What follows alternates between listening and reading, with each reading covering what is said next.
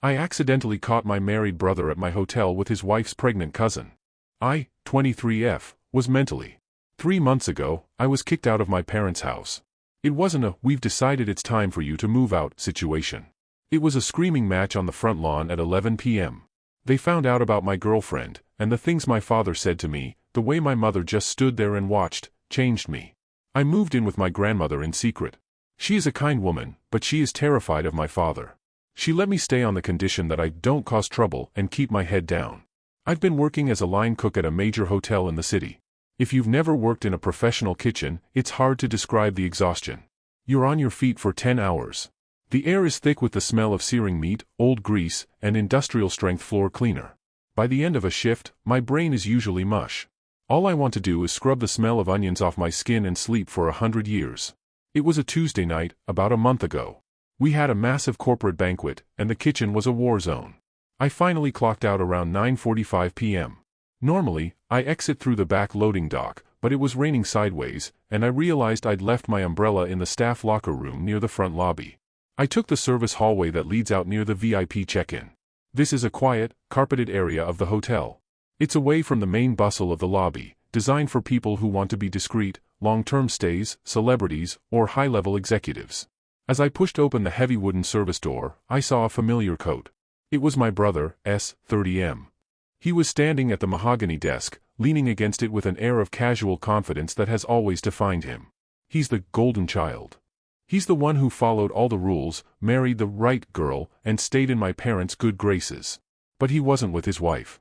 He was with a woman I recognized immediately. She was wearing a long, maternity-style coat, but even from the side, I could see she was very pregnant, probably 6 or 7 months. She was laughing at something he said, and then she reached out and tucked a strand of hair behind his ear. He didn't flinch. He smiled, grabbed her hand, and kissed her knuckles before handing his black Amex to the receptionist. My heart hit my shoes. That woman was my sister-in-law's, SIL, cousin. My SIL is, quite literally, the only person in that family who ever treated me like a human being. When I came out and the family lost their minds, she was the one who sent me a private message saying, "I don't care who you love, I just want you to be happy." She and my brother had been struggling with infertility for 5 years. It was a saga that dominated every family dinner. The failed IVFs, the tears, the mounting medical bills. Finally, last year, they announced they were using a surrogate. And not just any surrogate, SIL's own cousin had stepped up to carry the baby for them. It was framed as this beautiful, selfless act of family sacrifice. SIL's Facebook was a shrine to this cousin. My hero, the woman carrying our miracle, family is everything.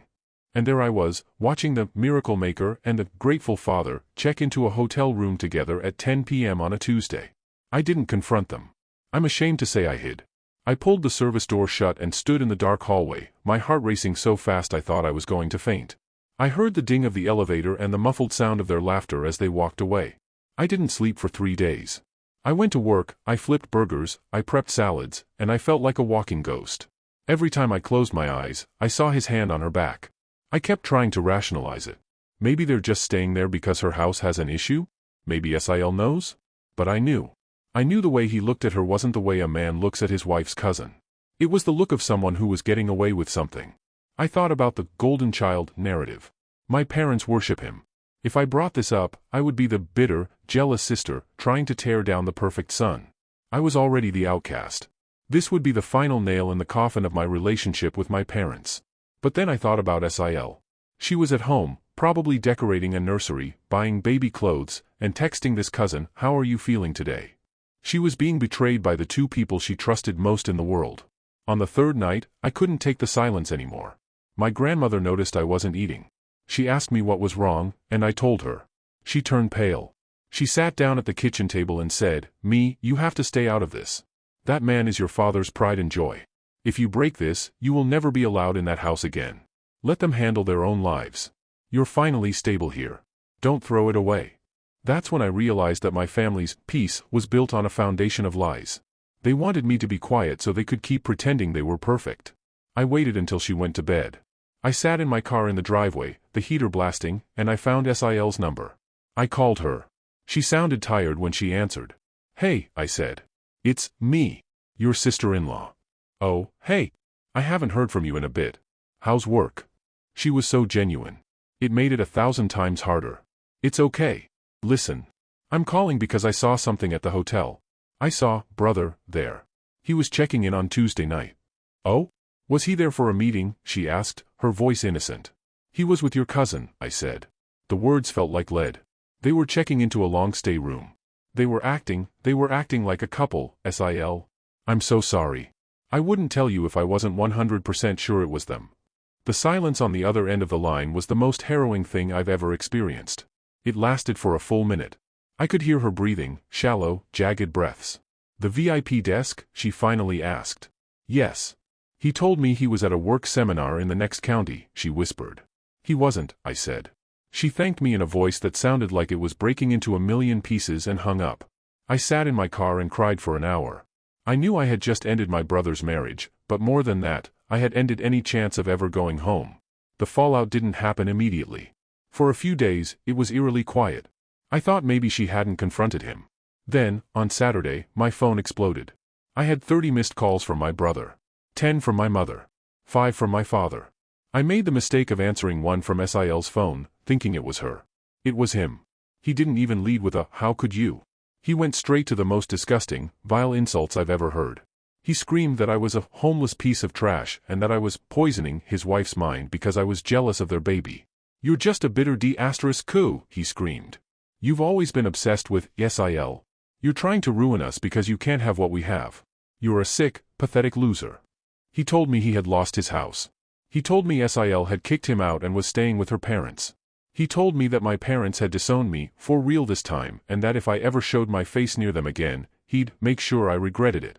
He even accused me of stalking him at his hotel, saying I was lurking in the hallways like a creep. I hung up and blocked him. Then I blocked my parents. It's been 2 weeks. I found out through the grapevine that the divorce is moving fast. The cousin, the surrogate, is apparently refusing to talk to anyone. There are rumors that the surrogacy wasn't even medical. Apparently, they had been having an affair for over a year, and they used the surrogacy story to explain the pregnancy so they could eventually adopt the baby and keep the affair secret. My parents are devastated. But they aren't devastated at my brother for cheating. They are devastated at me for exposing it. My mother sent a message to my grandmother, not knowing I was there, saying that I had destroyed the family's reputation and that I was dead to them. My grandmother is now getting pressure to kick me out. She hasn't done it yet, but I can see the stress in her eyes. She sighs every time she looks at me. She won't talk about the situation at all. I'm still going to work. I'm still cooking. But I feel like I'm walking around with a target on my back. I've started looking for a second job so I can save up enough to move into a tiny studio apartment where no one knows my name. My girlfriend thinks I'm a hero. She says I saved SIL from a lifetime of being gaslit. But I don't feel like a hero. I feel like the person who pulled the thread that unraveled the whole sweater. Was I the jerk? Technically, it wasn't my business. I could have walked away. I could have let her find out on her own, which she eventually would have, right? But I think about the baby. That child was going to be raised in a home built on a lie so massive it's almost pathological. I think about my SIL's health and her mental state. My brother keeps saying I ruined his life. But he's the one who checked into a hotel with his wife's cousin. He's the one who lied for a year. He's the one who used a miracle baby as a cover for a sordid affair. Am I the jerk for not keeping the secret? Am I the jerk for snitching when I knew it would cause this much destruction? Update. It has been a few months since everything exploded, and the situation did not calm down the way I thought it might. When I first wrote about what happened, the divorce had just started and most of the anger was still contained to phone calls and insults. I blocked my brother and my parents, focused on work, and tried to stay quiet in my grandmother's house. I believed that once the divorce moved forward people would move on with their lives. That didn't happen. My brother decided that the entire collapse of his marriage was my fault, and he made it his mission to prove it. At first it was small things that felt annoying but manageable.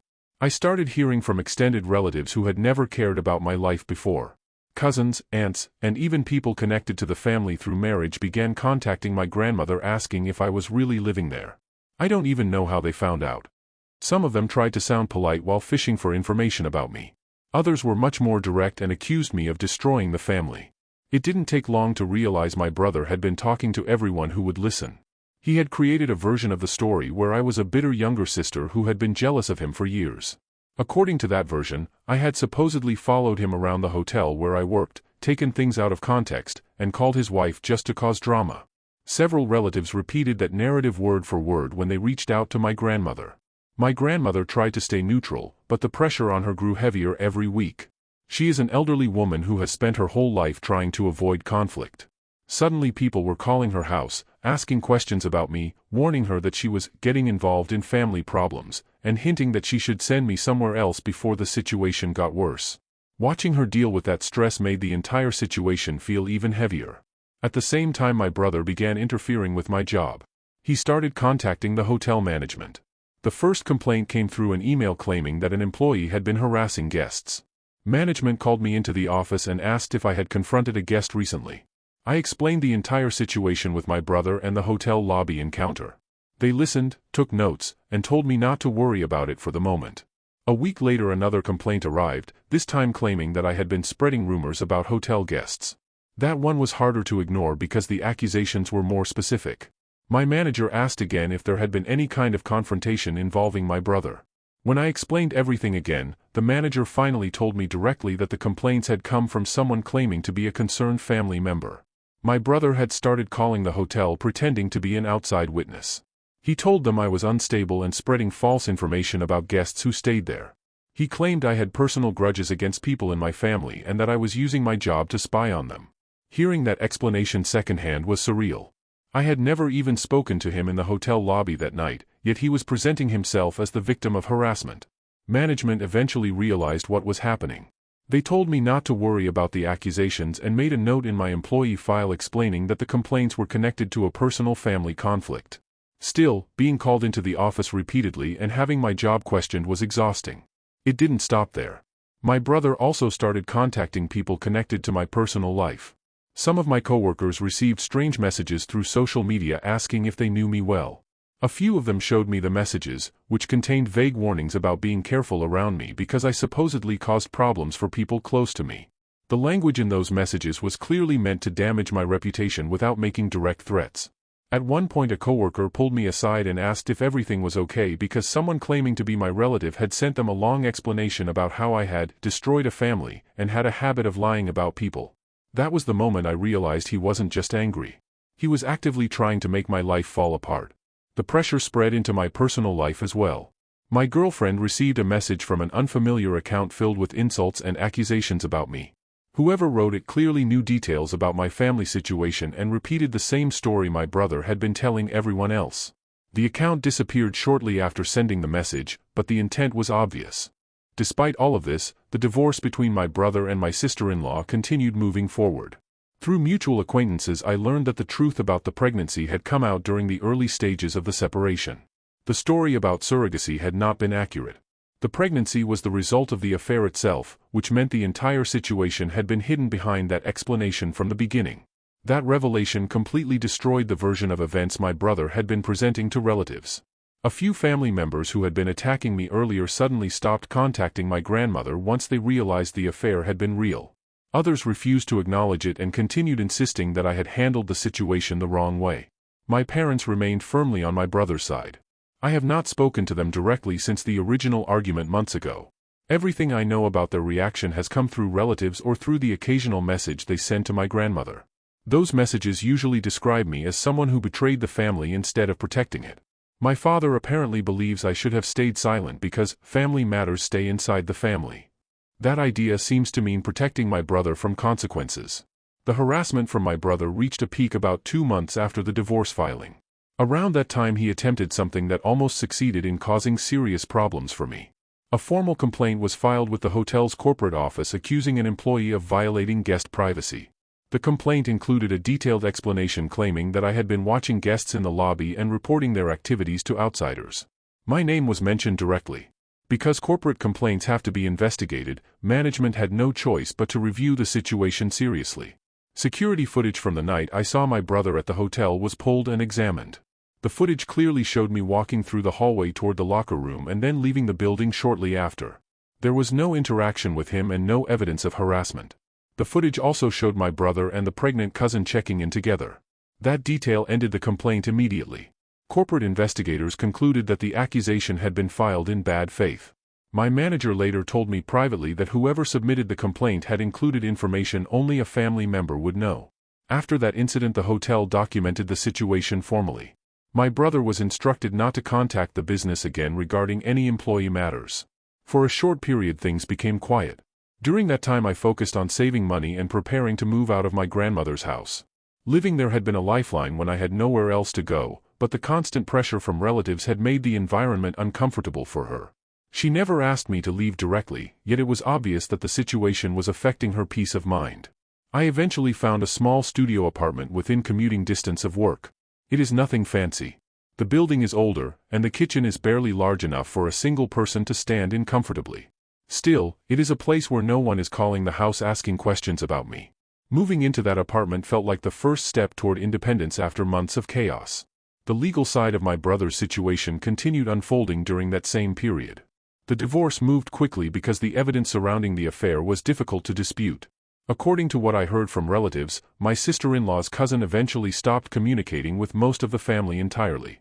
She apparently planned to raise the child herself rather than continue any arrangement involving my brother. That development created another wave of anger directed at me. My brother insisted that none of it would have happened if I had stayed quiet. In his version of events, the entire plan had been working until I interfered. Several relatives repeated that idea as if it explained everything. What those relatives never addressed was the fact that the plan involved lying to my sister-in-law about the pregnancy for months. The harassment from my brother slowed down once the divorce was finalized, but it didn't disappear completely. Every so often a new message appears from a number I do not recognize, usually containing another accusation about how I destroyed his life. I block those numbers the same way I blocked the earlier ones. Aside from those occasional attempts to contact me, my life has gradually stabilized. Work remains demanding, but the environment in the kitchen is straightforward. People there care about whether you can keep up during a rush, not about family drama. My manager has continued supporting me through the situation and has made it clear that outside complaints will not affect my job unless they involve legitimate workplace issues. My girlfriend has also been a steady presence through everything. She was the first person to point out that my brother's actions after the divorce were attempts to shift blame rather than accept responsibility for what he had done. Looking back over the past several months, it is obvious that the moment I called my sister-in-law set off a chain reaction that exposed things my family had preferred to keep hidden. The fallout cost me any remaining connection with my parents and confirmed that my brother would rather attack others than admit wrongdoing. The attempts to sabotage my life did not succeed in the way he probably hoped. They created stress, damaged relationships with relatives, and forced me to rebuild my living situation from scratch. But they did not erase the truth about why his marriage ended. The truth was already there long before I saw him in that hotel lobby. All I did was refuse to pretend it wasn't happening. Thanks for watching. Don't forget to like, share, and subscribe to Daily Tales Update for more such stories.